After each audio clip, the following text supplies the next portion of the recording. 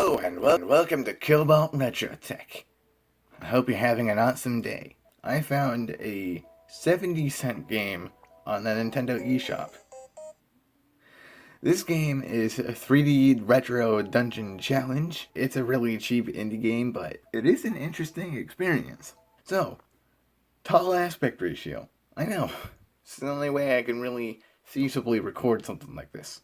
So again, this game was 44 cents on sale, usually about 70 cents. And I'm surprised I even found this because I was just browsing the new system exclusive section on the Nintendo eShop. So if we hop into the game here, hi, reflections. You'll start to see that it is a very cheap game for a reason. So yeah, this is basically it for the game.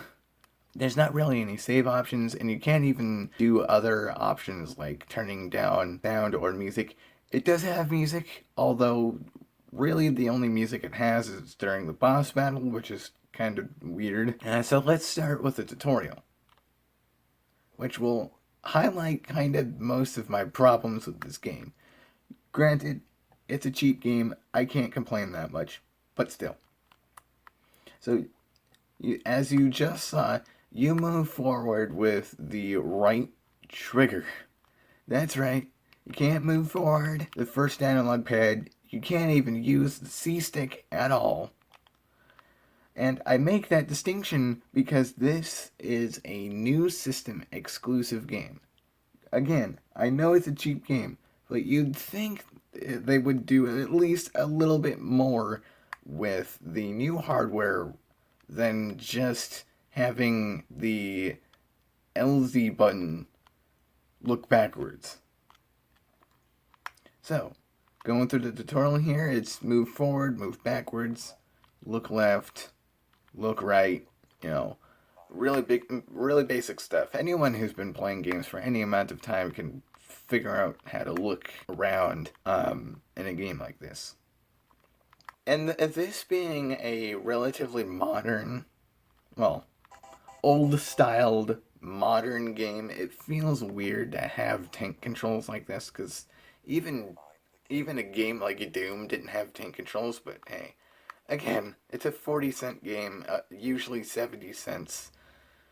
What are you gonna complain about? So yeah, the main shtick of this game is it's basically a really simple puzzle game in the style of more Wolfenstein than Doom, because Wolfenstein was a very flat game, Doom was not.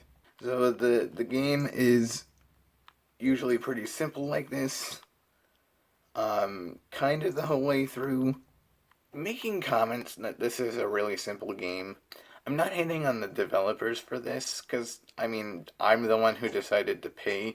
Ooh, shoot! I'm the one that decided to pay 40 cents for this, but at the same time, it does leave a little bit to be desired, even considering the fact that it's really cheap.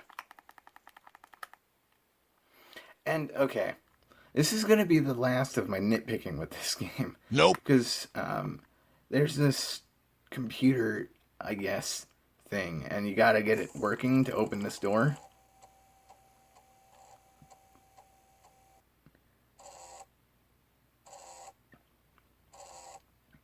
And as you can hear, it's doing floppy disk noises, which, okay, makes sense. Computers referencing old things. Okay, yeah, fair enough.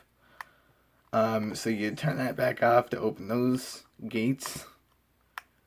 And my nitpick with that is the floppy drive is one of the things that is missing. So how could this computer be making floppy disk noises if it doesn't have a floppy drive? Unless it has like a second floppy drive for like operating system stuff, but I could be just overthinking this because this is a 40-cent game. I figured I would cover this because, I haven't looked yet, but I wouldn't imagine very many people would have covered this, considering it's such a commodity, I guess, indie game. Turn this back on and everything should pass the checks. And there we go. This is a kind of fun one. This is where everything in the controls are reversed. So R is backwards, L is forward. So it's like, okay, here's what we taught you, now do the opposite.